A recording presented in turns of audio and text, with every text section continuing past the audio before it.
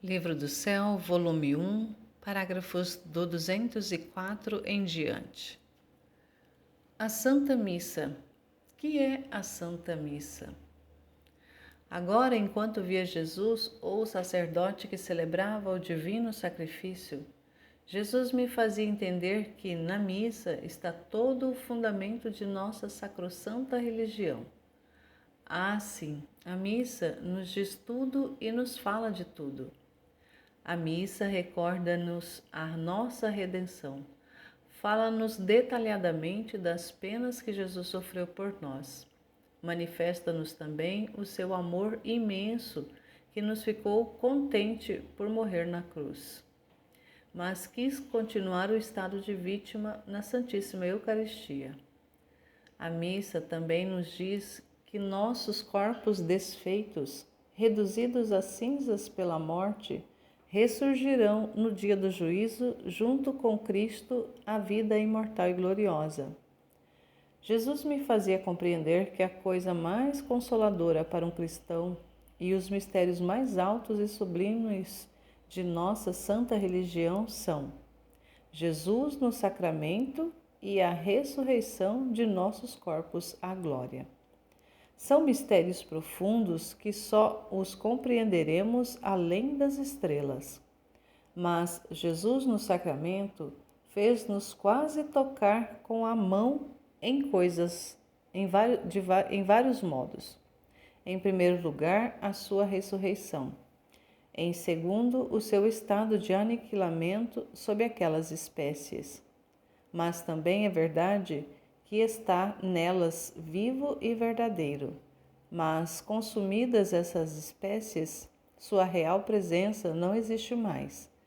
Depois, consagradas as espécies de novo, Jesus adquire novamente seu estado sacramental. Assim, Jesus no sacramento nos recorda a ressurreição de nossos corpos à glória e como Jesus, cessando seu estado sacramentado, reside no seio de Deus, seu Pai. Assim nós, cessando nossa vida, nossas almas vão fazer sua morada no céu, no seio de Deus, e nossos corpos ficam consumidos, assim que se pode dizer que não existe mais.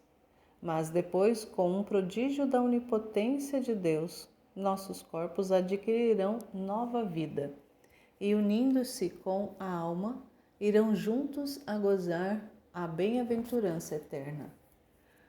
Pode-se dar coisa mais consoladora para o coração humano que não só a alma, mas também o corpo deva agradar aos eternos contentamentos?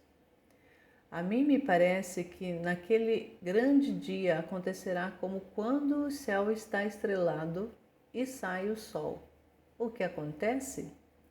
O sol, com sua imensa luz, absorve as estrelas e as faz desaparecer. Mas as estrelas existem. O sol é Deus e todas as almas bem-aventuradas são estrelas. Deus, com sua imensa luz, nos absorverá a todos em si, de modo que existiremos em Deus e nadaremos no mar imenso de Deus. Oh, quantas coisas Jesus nos diz no sacramento! Mas quem pode dizê-las todas? Certamente me estenderia demasiado. Se o Senhor o permitir, reservarei para outra ocasião dizer alguma outra coisa. O matrimônio com Jesus. Agora, nestas saídas do corpo que o Senhor me fazia fazer, às vezes renovava-me a promessa do noivado já dito. Quem pode dizer aos ardentes desejos que o Senhor infundia em mim de que se efetuasse esse místico matrimônio? Muitas vezes lhe rogava dizendo: Esposo Dulcíssimo, faça-o logo, não atrase mais minha íntima união contigo. Estreitamo-nos com vínculos mais fortes de amor, de modo que ninguém nos possa separar, nem por poucos instantes. E Jesus agora me corrigia de uma coisa, agora de outra. Recordo que um dia me disse: tudo o que é terreno tudo deves tirar, não só do teu coração, mas também do teu corpo. Tu não podes entender quanto nocivo é e o que impedimentos são ao meu amor, mesmo as mínimas sombras terrenas. Imediatamente lhe disse: se tiver alguma coisa para tirar, diga-me, porque estou disposta a fazê-lo.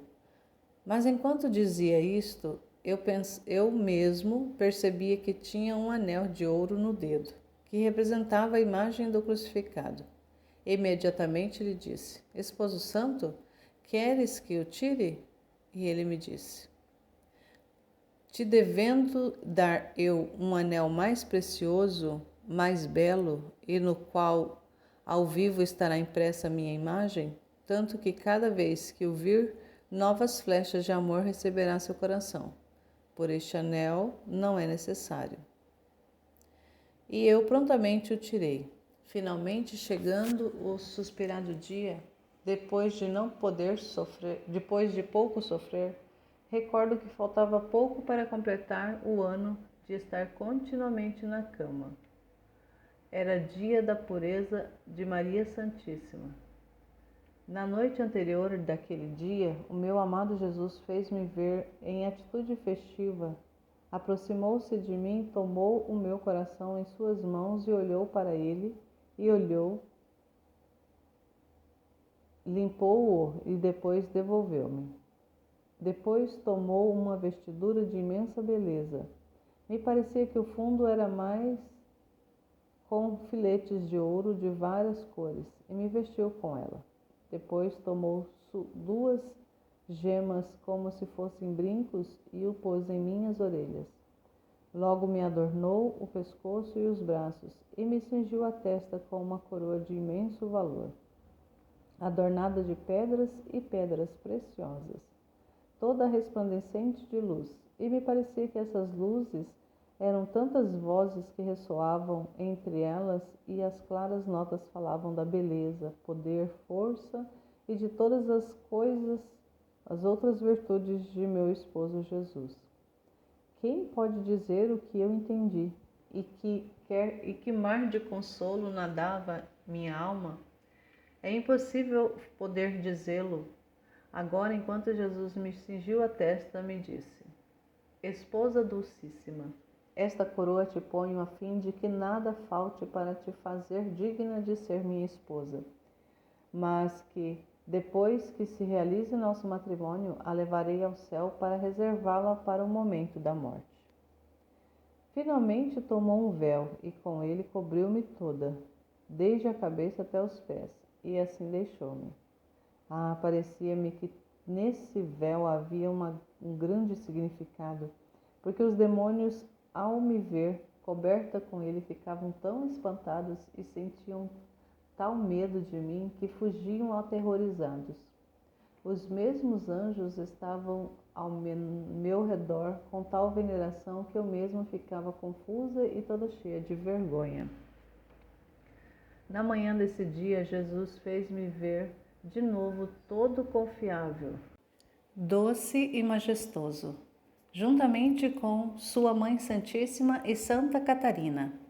Primeiro, os anjos cantaram um hino. Santa Catarina me assistia. A mãe tomou minha mão e Jesus pôs em meu dedo o anel. Depois nos abraçamos e me beijou. E assim fez também a mãe. Depois tivemos um colóquio todo de amor. Jesus falava-me do grande amor que me tinha. E eu dizia-lhe também do amor com que o amava. A Santíssima Virgem fez-me compreender a grande graça que tinha recebido e a correspondência que devia dar ao amor de Jesus. Meu esposo, Jesus, me deu novas regras para viver mais perfeitamente, mas como passou muito tempo, não as recordo muito bem, por isso não as digo, e assim terminou aquele dia. Quem pode dizer as finezas de amor que Jesus fazia à minha alma? Eram tais e tantas que é impossível descrevê-las, mas o pouco que recordo tratarei de dizê-lo. Às vezes, transportando-me com ele, levava-me ao paraíso, e ali escutava os cânticos dos bem-aventurados. Via a divindade, os diversos coros dos anjos, as ordens dos santos, todos imersos, absorvidos e identificados na divindade de Deus.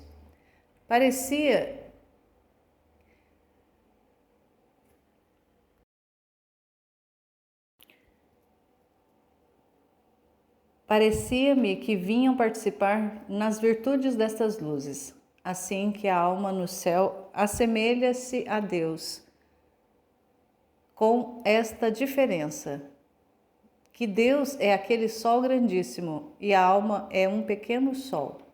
Mas quem pode dizer tudo o que nessa beata morada se compreende?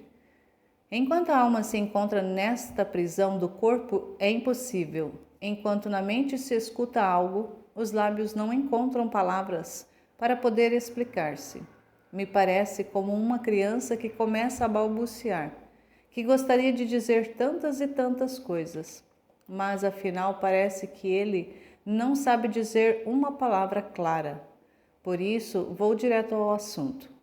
Só direi que, às vezes, enquanto me encontrava naquela bem-aventurada pátria, passeava junto com Jesus no meio dos coros dos anjos e dos santos. E como eu era nova esposa, todos os bem-aventurados se uniam conosco para participar das alegrias do nosso matrimônio. Me parecia que esqueciam seus contentamentos para cuidar dos nossos, e Jesus me mostrava aos santos dizendo: vejam, esta alma é um triunfo do meu amor. Meu amor tudo superou nela. Outras vezes me fazia ficar no lugar que me tocava e me dizia: este é seu lugar, ninguém pode te tirar. E às vezes eu chegava a acreditar que não devia voltar mais à terra. Mas em um simples instante me encontrava fechada no muro deste corpo. Quem pode dizer o quão amargo eu estava de volta? A mim me parecia pelas coisas do céu que as desta terra era tudo podridão, insípido, fastidioso. As coisas que tanto deleitam os demais, para mim eram amargas. As pessoas mais amadas, mais respeitáveis, que as demais, quem sabe o que teriam feito para entreter-se com elas. A mim me resultavam indiferentes e até fastidiosas. Só vendo-as como imagens de Deus, me parecia que podia suportá-las. Mas minha alma tinha perdido toda satisfação. Nada lhe dava a menor sombra de contentamento. E era tanta a pena que eu sentia que não fazia mais do que chorar e lamentar-me com o meu amado Jesus. Meu coração vivia inquieto, entre contínuas ânsias e desejos. Me sentia mais no céu que na terra. Sentia em meu interior uma coisa que me roía continuamente, tanto que me resultava amargo e doloroso ter que continuar vivendo. Mas a obediência pôs um freio a estas penas minhas, mandando-me absolutamente que não desejasse morrer, e que só devia morrer quando o confessor me desse a obediência. Então, para cumprir esta santa obediência, fazia quanto mais podia para não pensar nisso, porque meu interior era uma contínua jaculatória de desejo de me querer ir. Assim, em grande parte, meu coração se acalmou, mas não de todo. Confesso a verdade, muito faltou nisto, mas o que podia dizer? Não sabia determinar-me. Para mim era um verdadeiro martírio. Meu benigno Jesus me dizia: acalma-te, qual é a coisa que tanto te faz desejar o céu? E eu lhe dizia: porque quero estar sempre unida contigo, minha alma não resiste mais estar separada de ti. Não só por um dia, nem sequer por um momento, por isso a qualquer custo quero ir.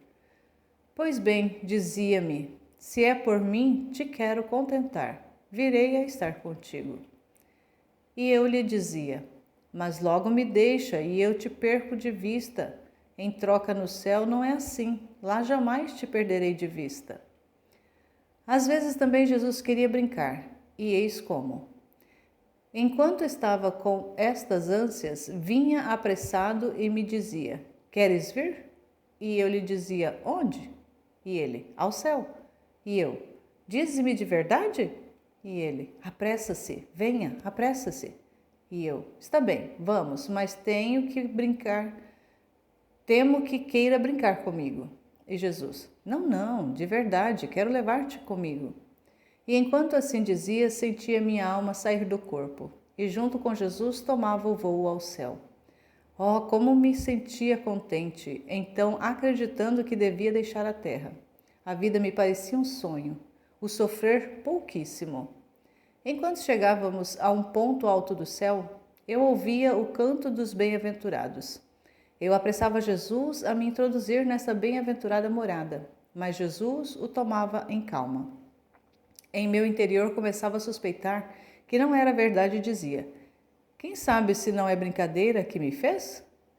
De vez em quando lhe dizia: Meu Jesus amado, falo depressa. E ele me dizia: Espera mais um pouco, desçamos outra vez à terra. Olha, aí está por perder-se, um pecador. Vamos, talvez se converta. Peçamos junto ao Eterno Pai que tenha misericórdia dele. Não queres que ele seja salvo? Não estás dispostas a sofrer qualquer pena pela salvação de uma só alma? E eu: Sim, tudo o que quiseres que ele sofra, estou disposta, desde que o salves. Assim ia a esse pecador. Tentávamos convencê-lo. Punhamos ante sua mente as mais poderosas razões para rendê-lo, mas em vão. Então Jesus, todo aflito, me dizia: Minha esposa, volta outra vez a teu corpo. Toma sobre ti as penas que lhe são merecidas. Assim a divina justiça aplacada poderá usar com ele misericórdia. Você viu, as palavras não o abalaram, nem sequer as razões. Não resta outra coisa que as penas, que são os meios mais poderosos para satisfazer a justiça e para render o pecador. Assim, me levava de volta ao corpo. Quem pode dizer os sofrimentos que me vinham? Só o Senhor sabe que dele era testemunha. Depois de muitos dias me fazia ver aquela alma convertida e salva. Oh, como estava contente, Jesus e eu também. Quem pode dizer quantas vezes Jesus fez estes jogos? Quando se chegava ao ponto de entrar no céu, e às vezes mesmo depois de ter entrado, agora dizia que não tinha a obediência do confessor, e por isso era conveniente voltar à terra, e eu lhe dizia: Enquanto estive com o confessor, fui obrigada a obedecer-lhe, mas agora que estou contigo, devo obedecer a ti, porque tu és o primeiro de todos. E Jesus dizia-me: Não, quero que obedeças ao confessor.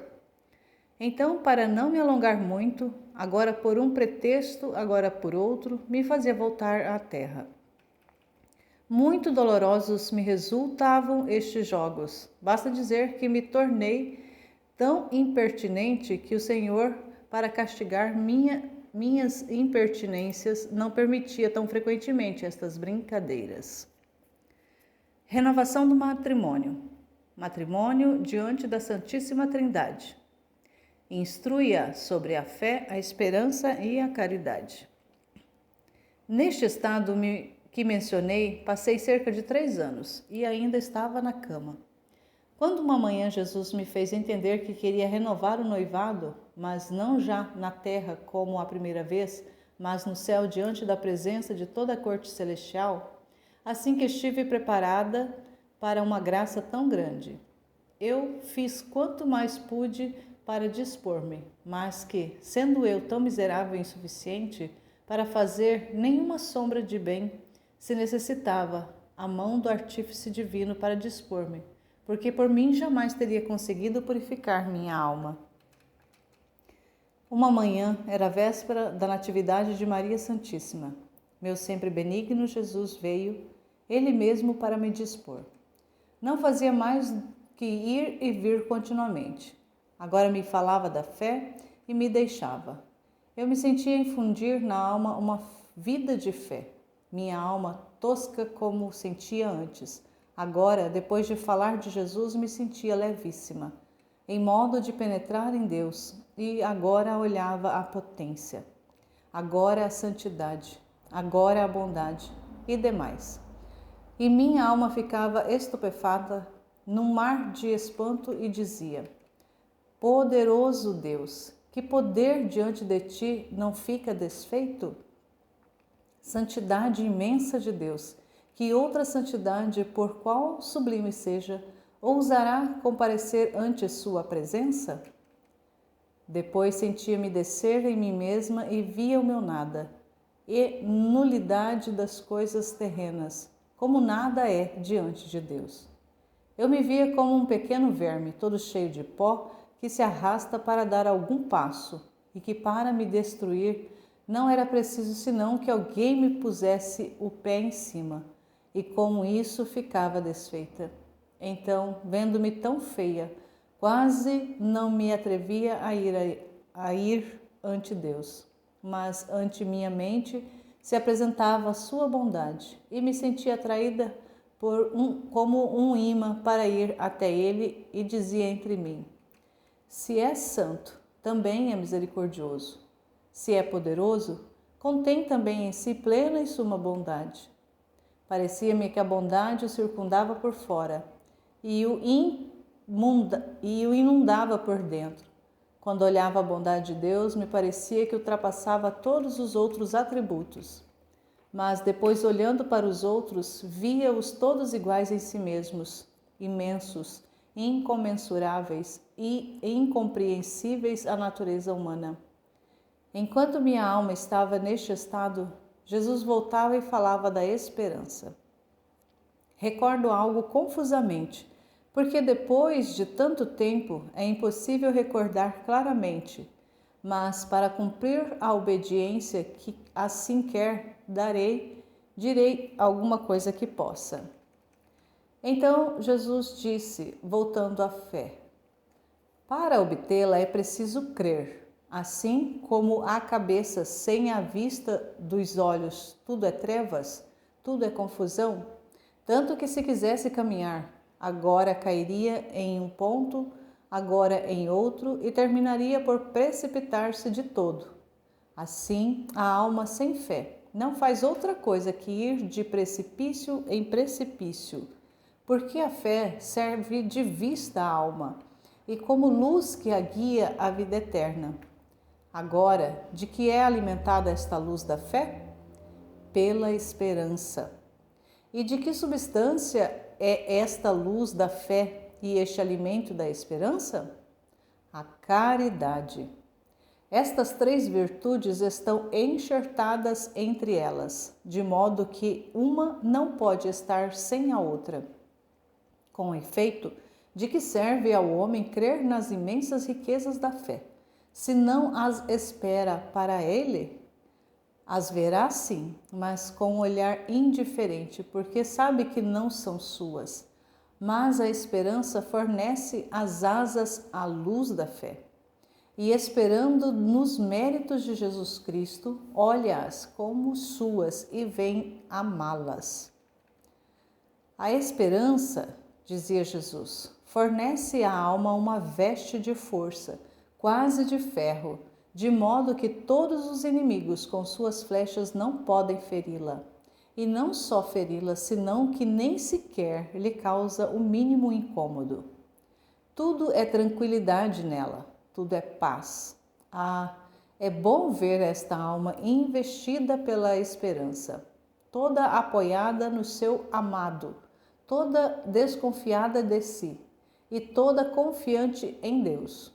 Desafia os inimigos mais ferozes, é rainha das suas paixões. Regula todo o seu interior, as suas inclinações, os desejos, os batimentos, os pensamentos, com tal maestria que o próprio Jesus fica apaixonado, porque vê que esta alma trabalha com tal coragem e fortaleza. Mas ela os toma e o espera todo dele. Tanto que Jesus, vendo esta firme esperança, nada sabe negar a esta alma. Agora, enquanto Jesus falava da esperança, retirava-se um pouco, deixando-me uma luz na inteligência. Quem pode dizer o que entendia sobre esperança?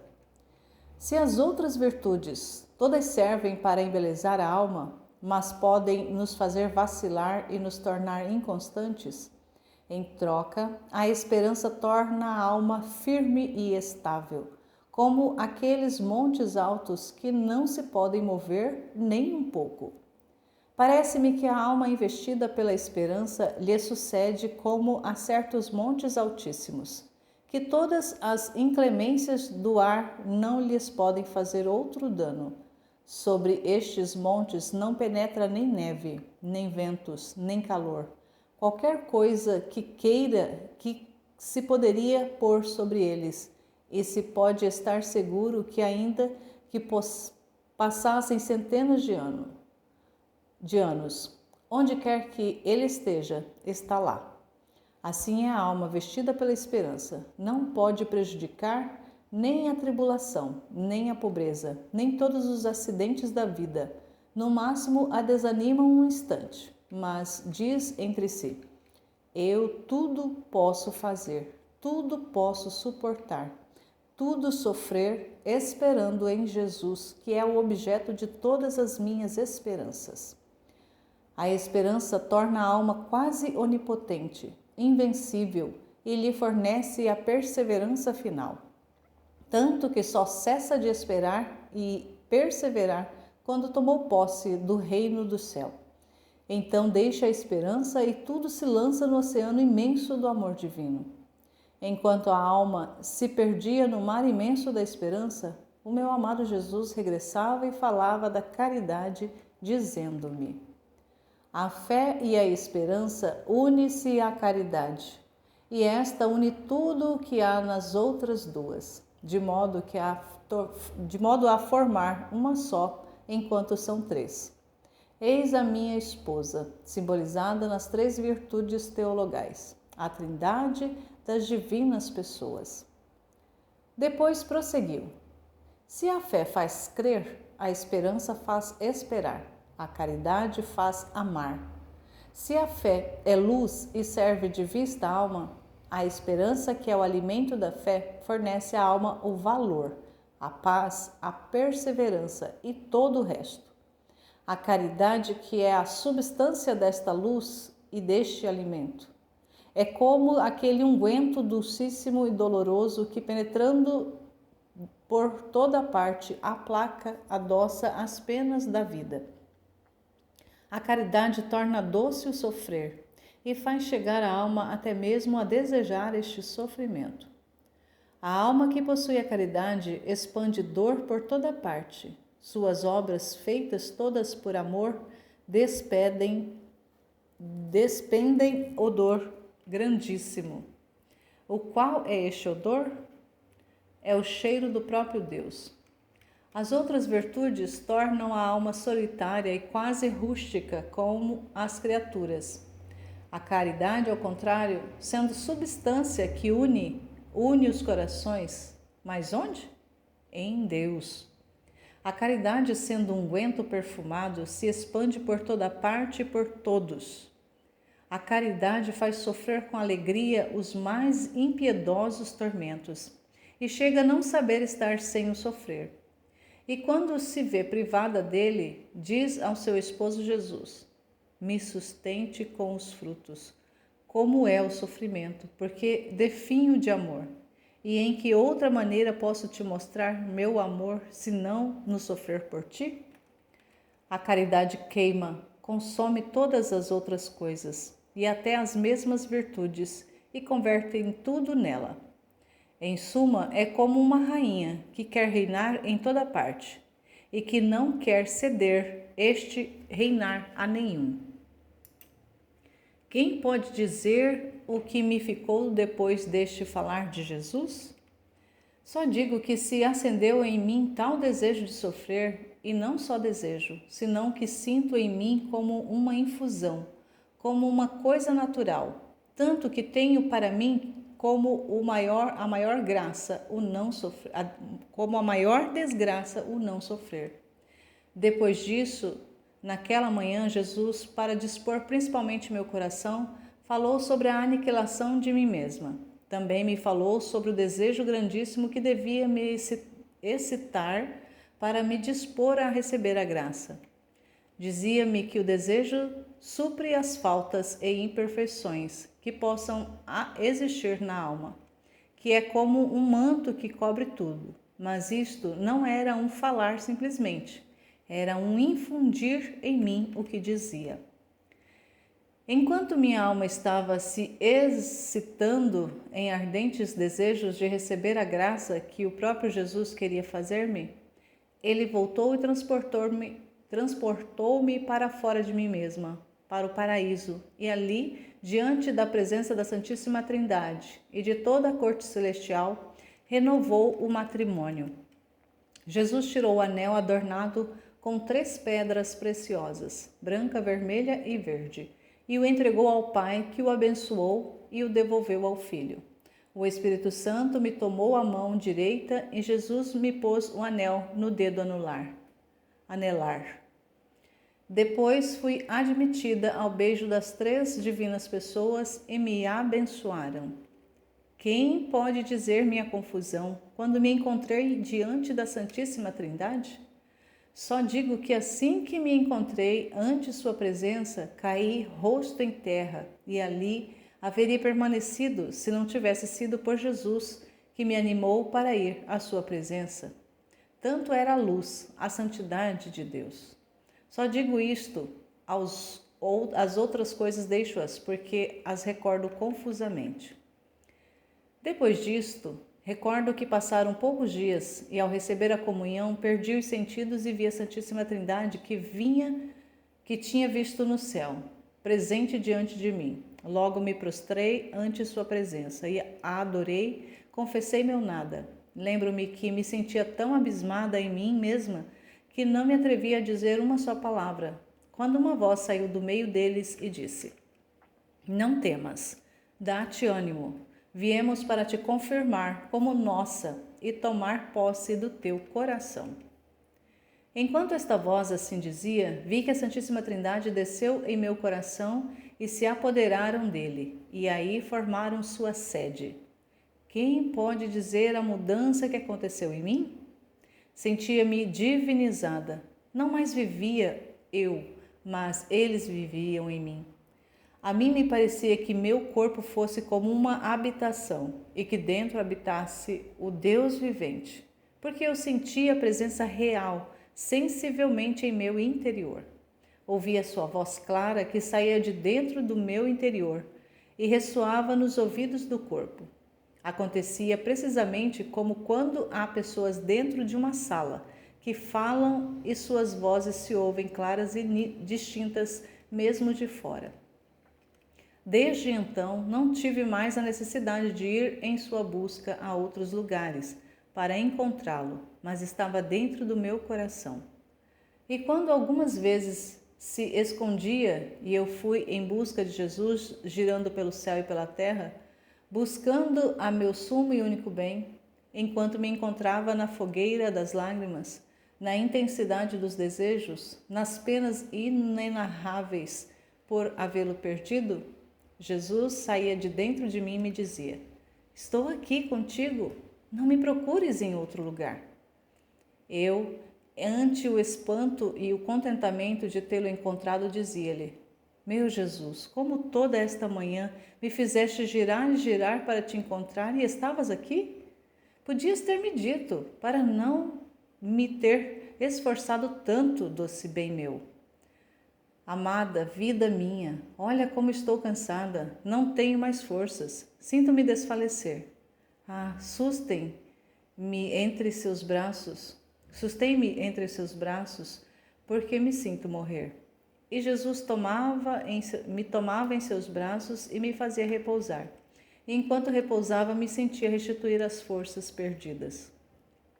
Outras vezes, neste encobrimento que Jesus fazia e eu que ia em busca dele, quando ele fazia ouvir dentro de mim o que depois saía de dentro de mim, não só Jesus, mas as 3 divinas pessoas, Encontrava-as agora em forma de 3 crianças graciosas e sumamente belas.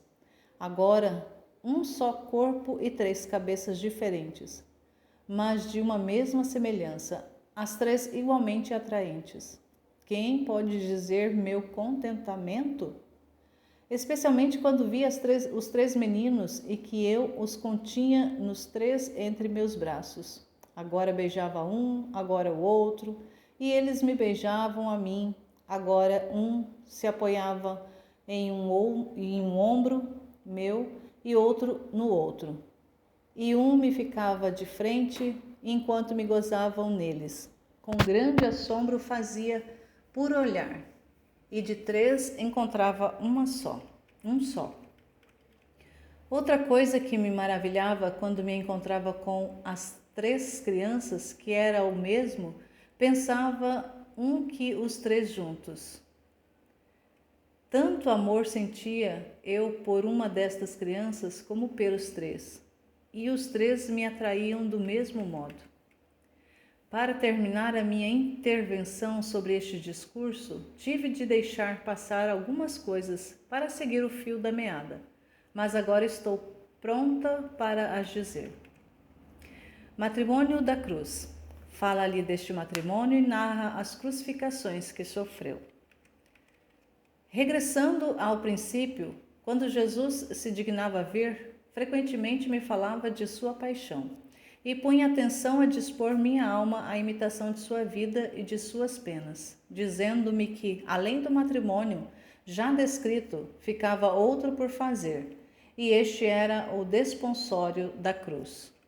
Lembro-me de dizer: minha esposa, as virtudes tornam-se fracas se não forem corroboradas, fortificadas pelo enxerto da cruz.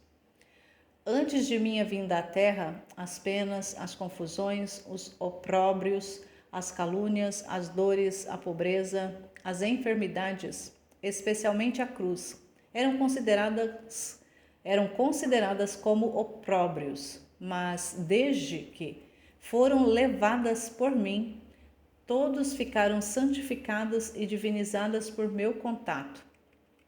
Assim que todos mudaram aspecto e se tornaram doces, gratos, e a alma que tem o bem de ter algum destes fica honrada. E isto porque recebeu a divisa de mim, Filho de Deus. E só experimenta o contrário quem só vê e se detém na casca da cruz. E encontrando o amargo se desgosta, se lamenta e parece que lhe chegou uma desgraça. Mas quem penetra dentro, encontrando o saboroso, aí forma sua felicidade. Minha filha amada, não desejo outra coisa que a crucificar na alma e no corpo.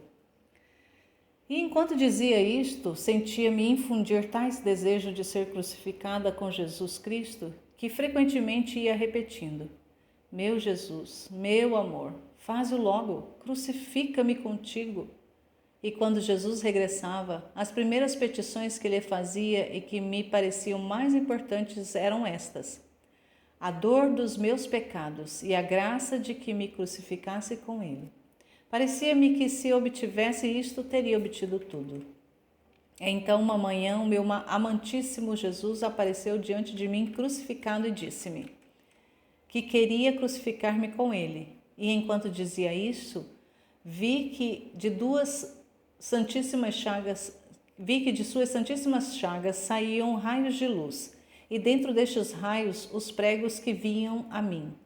Enquanto estava nisto, não sei porquê, enquanto desejava tanto que me crucificasse, tanto que me sentia consumir, fui surpreendida por um grande temor, que me fazia tremer da cabeça aos pés. Sentia tal aniquilamento de mim mesma, me via tão indigna de receber esta graça, que não me atrevia a dizer: Senhor, faze-me contigo. Parecia que Jesus estava em suspenso, esperando o meu querer. Quem pode dizer como no íntimo de minha alma o desejava ardentemente, mas ao mesmo tempo me via indigna. Minha natureza se assustava e tremia.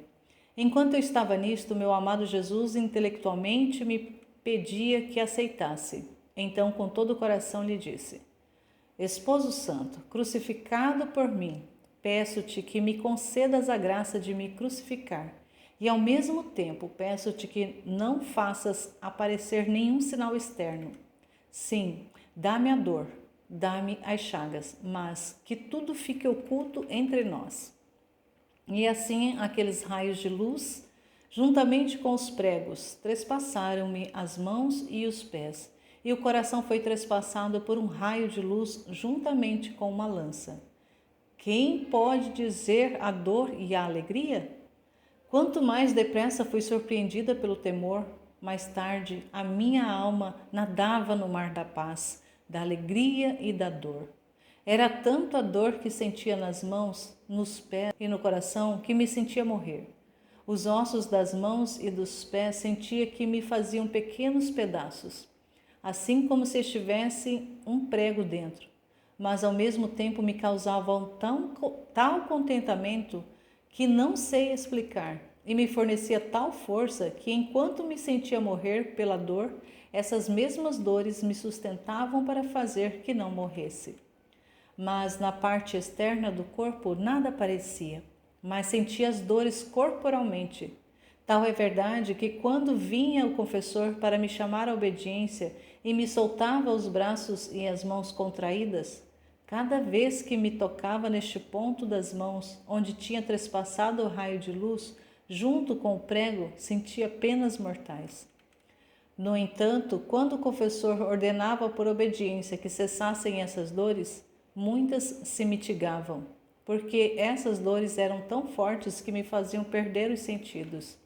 E se não se tivesse atenuado ante a obediência, dificilmente me teria prestado a obedecer. Ó prodígio da santa obediência, você foi tudo para mim. Quantas vezes me encontrei em estado com a morte, tanta era a força das dores, e a obediência me restituiu a vida. Seja sempre bendito o Senhor, seja tudo para a sua glória.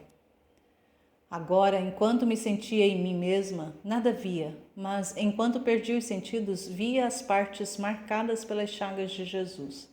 Parecia-me que as chagas do próprio Jesus se tinham transferido para minhas mãos. Esta foi a primeira vez que Jesus me crucificou, porque destas crucificações tem havido tantas, que é impossível numerá-las todas. Direi somente as coisas principais relacionadas com isso. Agora, voltando Jesus, dizia-lhe: Amado meu Jesus, dá-me a dor dos meus pecados. Assim, os meus pecados consumidos pela dor, pelo arrependimento de ter te ofendido, podem ser apagados na minha alma e também da tua memória.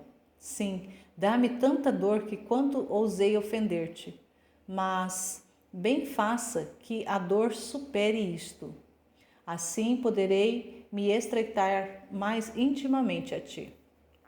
Lembro-me que uma vez, enquanto eu estava dizendo isto, meu sempre benigno Jesus me disse: Já que tu desgosta tanto de ter me ofendido, eu quero que você se disponha a fazer você sentir a dor de teus pecados. E assim veja como o pecado é feio e que dor acerba meu coração sofreu. Por isso, dei junto contigo. Se posso o mar, no mar tu estás. Embora não te veja, piso a terra e estás debaixo dos meus pés. Pequei. Logo Jesus, em voz baixa, acrescentou, quase chorando: Não entendo, no entanto te amei e ao mesmo tempo te conservei.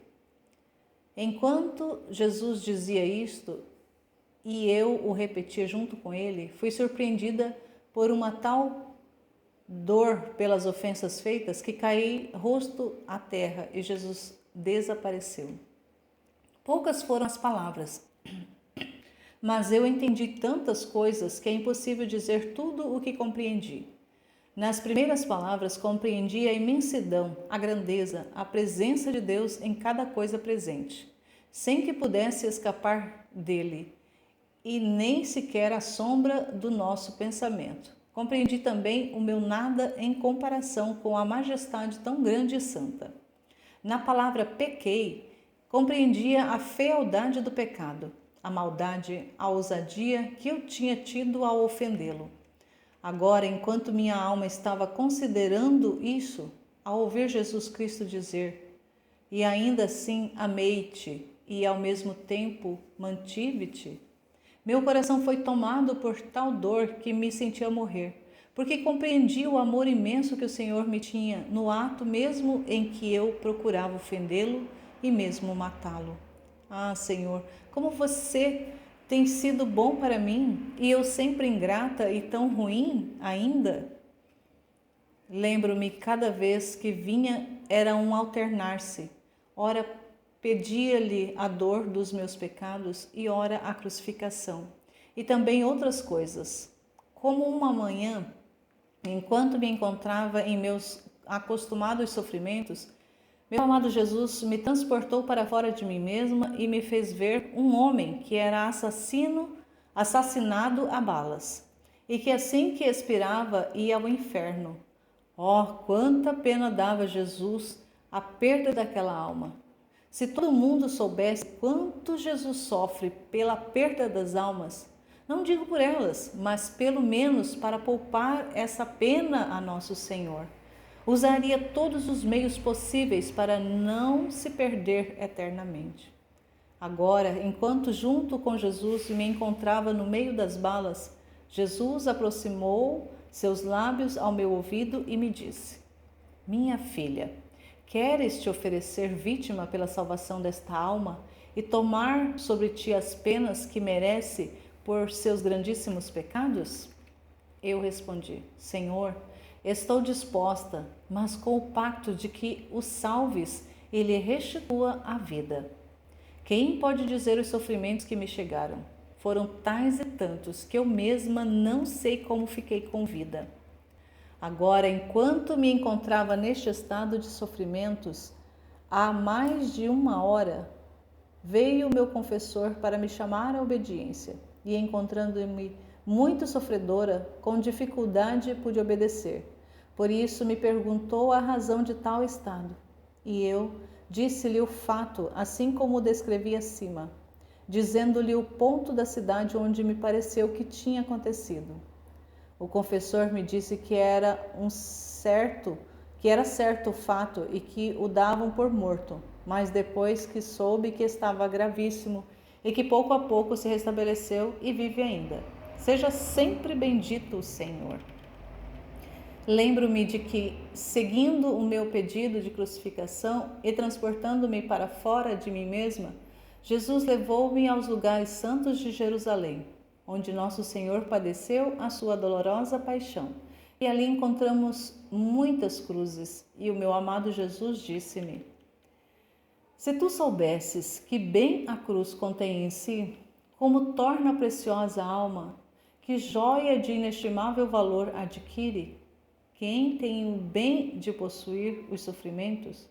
Basta dizer-te somente que, vindo à terra, não escolhi as riquezas, os prazeres, mas tive como amadas e íntimas irmãs a cruz, a pobreza, os sofrimentos e as ignomínias." Enquanto assim dizia, mostrava um gosto tal, com alegria pelo sofrimento, que essas palavras me trespassaram o coração, com tantos dardos ardentes, tanto que me sentia faltar a vida, se o Senhor não me concedia o sofrer. E com toda a força e a voz que tinha, não fazia outra coisa que lhe dizer: "Esposo santo, dá-me o sofrer, dá-me as cruzes, só com isto saberei que me amas. Se me contentares com as cruzes e com os sofrimentos."